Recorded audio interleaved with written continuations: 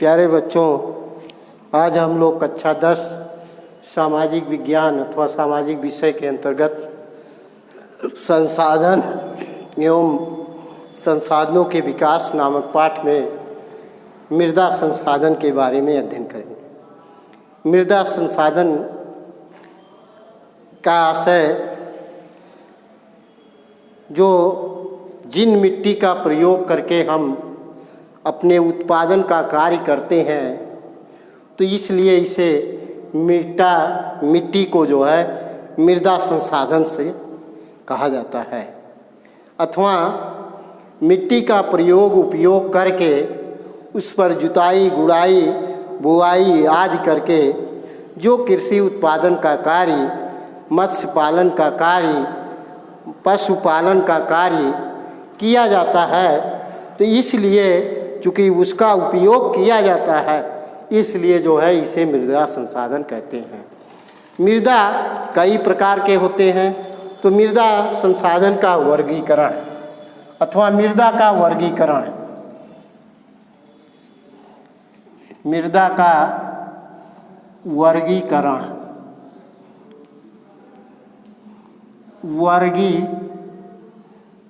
वर्गीकरण मृदा कई प्रकार के होते हैं। जैसे हम लोग पहला देखते हैं जलोढ़ मृदा। जलोढ़ मृदा, जलोढ़ मृदा का निर्माण ये नदियों के बाढ़ से अथवा वर्षा के कारण नदियों में जब बाढ़ का प्रभाव आ जाता है, तो उससे जो मिट्टी का निर्माण होता है उसे जलोढ़ मृदा कहते हैं। इसमें सिल्ट, रेत आदि के रूप में जो है यह निर्मित होता है। ये बाढ़ के कारण जो है, जैसे नदियाँ बाढ़ के साथ मिट्टी, रेत, सिल्ट, जीवाश्म आदि अपने साथ लाती हैं और अपने नदियों के किनारे जमा करती हैं, तो जिससे बड़े बड़े मैदान का निर्माण होता है। उत्तर भारत का मैदान जो है अथवा पूर्वी समुद्र तटीय मैदान का निर्माण जो है इसी तरह से हुआ है। तो उत्तर भारत के मैदान को जलोढ़ मृदा के नाम से ही जाना जाता है। ये पूरे उत्तर भारत में गंगा, यमुना, ब्रह्मपुत्र नदियों के विस्तार जो पाया जाता है, उन नदियों के आसपास की जो मिट्टी पाई जाती है वो जलोढ़ मृदा के रूप में पाई जाती है। जलोढ़ मृदा में भी दो प्रकार की मृदा होती है। एक खादर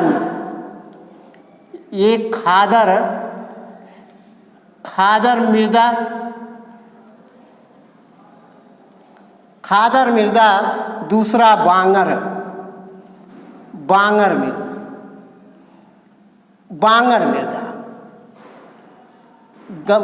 मृदा। खादर मृदा ये नवीन बाढ़ से निर्मित है। ये नवीन जलोढ़ मृदा इसे भी कहते हैं। नवीन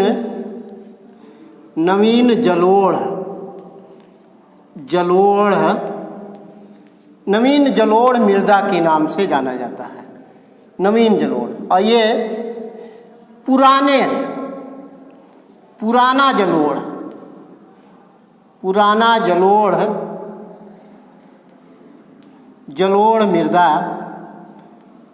मृदा के नाम से जाना जाता है।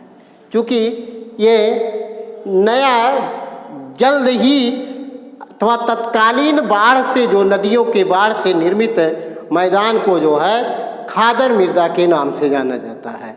और बहुत पहले, यानी कि बहुत पहले आए हुए बाढ़ से जो है जिस मिट्टी का निर्माण होता है उसे पुराना जलोढ़ मृदा या बांगर मृदा कहते हैं। बांगर मृदा की अपेक्षा खादर मृदा ज़्यादा उपजाऊ होती है। तो ये चूँकि नवीन जलोढ़, इसमें जीवाश्म ज़्यादा पाए जाते हैं, इसमें जीवाश्म कम पाए जाते हैं, तो इस तरह से इस मिट्टी का निर्माण होता है। ये खादर मिट्टी जो है, इसका विस्तार क्षेत्र यदि देखें तो उत्तरी मैदान में सिंधु नदी, गंगा नदी, यमुना नदी, ब्रह्मपुत्र नदियों के मैदान से जो है यह निर्माण है। पूर्वी तटीय मैदान में जो है पूर्वी तटीय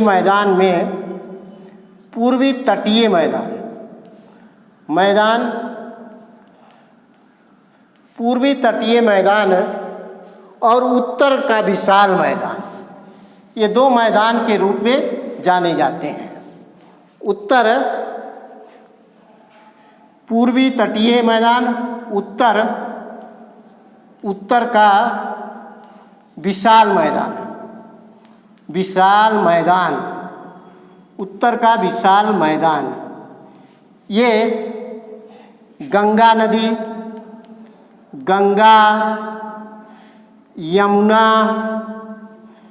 यमुना,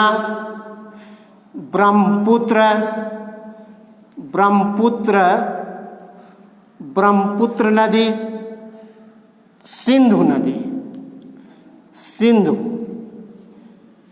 नदी आदि नदियों के जो है बाढ़ के प्रभाव से जो है यह उत्तर का विशाल का मैदान निर्मित है। इसी तरह पूर्वी तटीय मैदान, ये गोदावरी नदी, कृष्णा,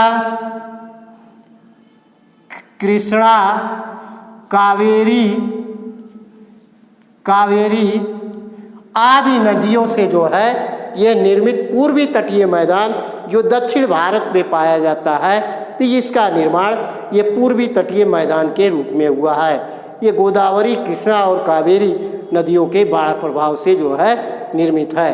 तो इस प्रकार यह जलोढ़ मिट्टी है। जलोढ़ मिट्टी जो है गन्ना, चावल, गेहूँ, तंबाकू आदि का उत्पादन होता है। यहाँ गन्ना, चावल, गेहूँ, तंबाकू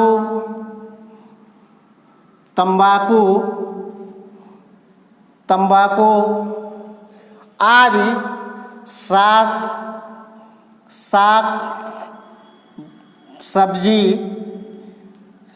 सब्जी का उत्पादन किया जाता है। तो इस तरह से ये गन्ना, चावल, गेहूँ, तंबाकू आदि के लिए जो है ये यानी कि उपयुक्त मैदान अथवा उपयुक्त मिट्टी के रूप में जाना जाता है। दूसरा है काली मृदा।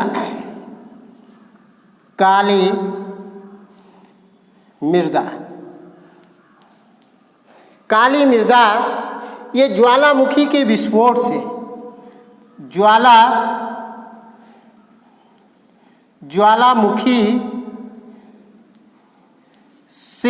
ज्वालामुखी के लावा से निर्मित है। लावा से यानी कि जब ज्वालामुखी का विस्फोट होता है तो उससे जो लावा निकलता है वो दूर तक जो है फैल जाता है और धीरे धीरे वो ठंडा हो जाता है। तो उस जगह के आसपास की जो मिट्टी काली मिट्टी के रूप धारण कर लेती है। इसलिए इसे ज्वालामुखी के लावा से निर्मित मिट्टी भी कहा जाता है। इसे काली मिट्टी को भी रेगर मिट्टी भी कहते हैं। इसे रेगर मृदा भी कहा जाता है। रेगर मृदा भी कहा जाता है। यह महाराष्ट्र, मालवा, सौराष्ट्र आदि क्षेत्रों में जो है कर्नाटक, मध्य प्रदेश, महाराष्ट्र, सौराष्ट्र,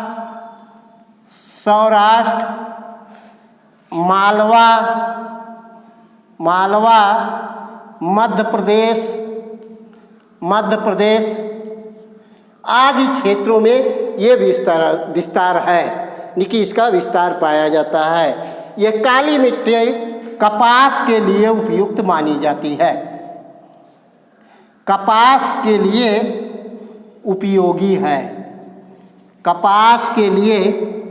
उपयोगी है। इस मिट्टी में कपास बड़े पैमाने पर उत्पादन किया जाता है। इस मिट्टी की जुताई वर्षा से पूर्व जुताई वर्षा से पूर्व निकी जब पहली बारिश होती है उस पहली बारिश के बाद जो है जुताई कर दी जाती है। ज़्यादा बारिश होने पर जो है इसमें जुताई करना कठिन काम है। तो इस तरह से ये काली मिट्टी जो है निकी कपास के लिए ज़्यादा उपयुक्त है। इसमें कैल्शियम, मैग्नीशियम कार्बोनेट आदि पाए जाते हैं। कैल्शियम कार्बोनेट, मैग्नीशियम, पोटाश आदि इसमें आदि की मात्रा पाई जाती है। तीसरा है लाल व पीली मिट्टी। लाल व पीली मृदा, लाल व पीली मृदा ये पठारी क्षेत्रों में, दक्कन के पठार है, ये दक्कन के पठारी क्षेत्रों में विस्तृत है। दक्कन के पठारी क्षेत्रों, पठारी क्षेत्र में लाल व पीली मिट्टी पाई जाती है। लाल व पीली मिट्टी में जो है ये अधिकांशतः उड़ीसा, छत्तीसगढ़, मध्य गंगा का क्षेत्र है। उड़ीसा, छत्तीसगढ़,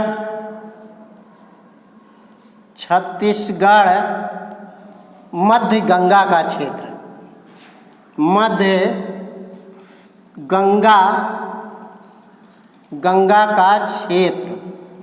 मध्य गंगा का क्षेत्र, ये इन क्षेत्रों में जो है ये लाल एवं पीली मिट्टी पाई जाती है। इसमें बाजरा,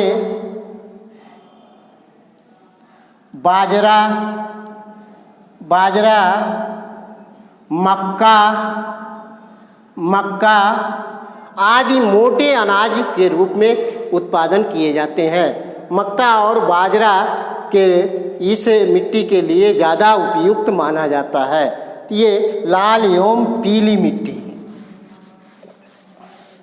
अगला लेटराइट मिट्टी, चौथा लेटराइट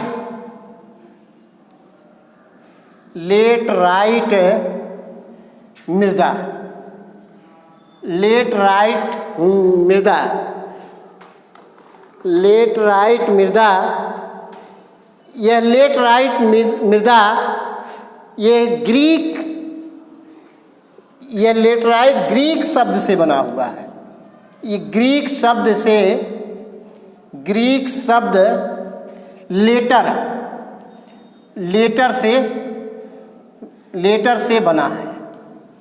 लेटर से बना है, जिसका अर्थ ईंट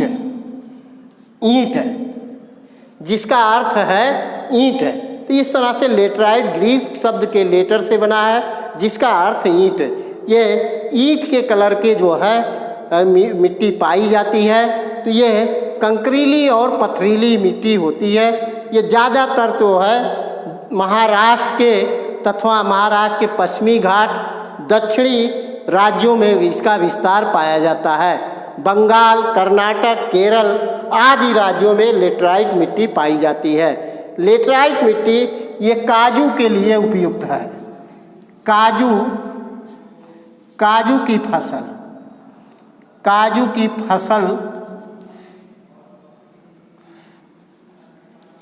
फसल उत्पादन की जाती है। तो इस तरह से ये चौथा है लेटराइट मिट्टी। पांचवा मरुस्थलीय मिट्टी।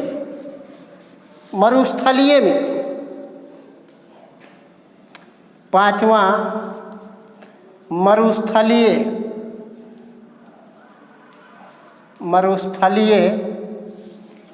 मृदा। मरुस्थलीय क्षेत्रों में जैसे राजस्थान में, जो राजस्थान का एरिया है, उस राजस्थान में रेगिस्तान, थार का मरुस्थल यानी कि राजस्थान में पाया जाता है। उस मरुस्थलीय क्षेत्र में कहीं कहीं पर नदियों या झीलों के आसपास जो है मिट्टी जो है कृषि के लिए उपयोगी होती है, जहाँ पर यानी कि बाजरा, मक्के आदि की खेती होती है। मक्का, बाजरा आदि मोटे अनाज उत्पादन किए जाते हैं। ये अधिकांशतः राजस्थान प्रदेश में विस्तृत है। राजस्थान प्रदेश में इसका विस्तार अधिक, मरुस्थलीय मिट्टी का विस्तार पाया जाता है। इसका कलर लाल और भूरा होता है, लाल प्लस भूरे कलर का ये होता है। तो ये इस तरह से जो है ये मरुस्थलीय मिट्टी भी जो है ये भारत की भौगोलिक क्षेत्र में पाया जाता है। अगला वन मृदा। वन मृदा छठा है वन मृदा। छठा वन मृदा।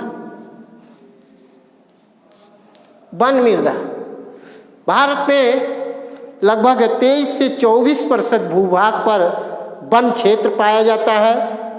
लगभग 24% भूभाग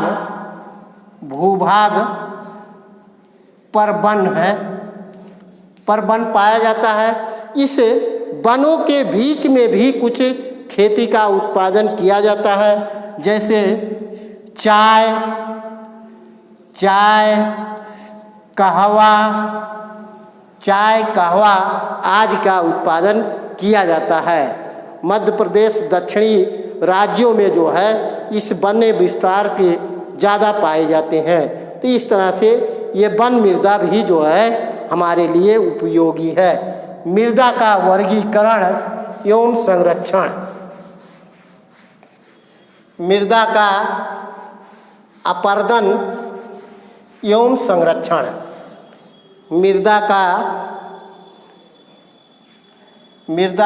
अपरदन एवं संरक्षण।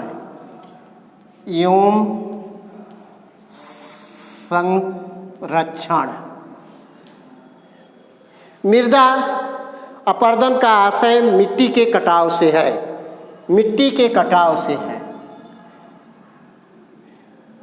मृदा कटाव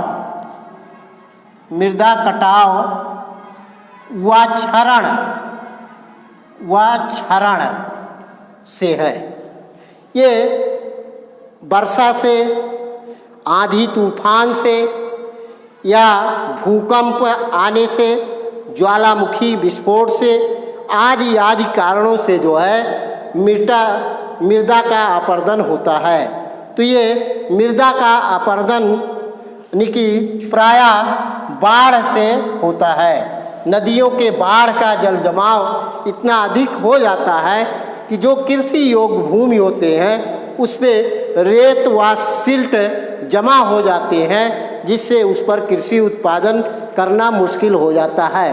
तो इस तरह से ऐसे मृदा अपरदन की समस्या भारत में सबसे ज़्यादा है। तो इसका संरक्षण करने के लिए कि बाढ़ प्रभावित नदियों को बाढ़ का रोकथाम करना चाहिए, तथा जो मैदानी क्षेत्र के मिट्टी है यानी कि उस पर बड़े बड़े यानी कि मिट्टी को घेर करके मेड़बंदी करनी चाहिए और उसे बाड़ लगाना चाहिए। जैसे राजस्थानी मरुस्थलीय मृदा में जो है आंधी और तूफान से रेत एक जगह से दूसरी जगह जा करके जमा हो जाते हैं, तो इस तरह से बालू के टीले के रूप में निर्माण हो जाते हैं, तो जिससे वहाँ के मरुस्थलीय मिट्टी जो कृषि उत्पादन होता था उस कृषि अनुपजाऊ हो जाती है। तो इस प्रकार से जो है उसका संरक्षण करना है तो बाड़ लगा करके जो है बड़े बड़े ऊंचे ऊंचे बाड़ लगाया जाए, तो जिससे उसमें बालू के रेत ना आने पाए। तो इस तरह से मृदा संरक्षण आवश्यक है, क्योंकि कृषि उत्पादन और भारत का कृषि मुख्य व्यवसाय है।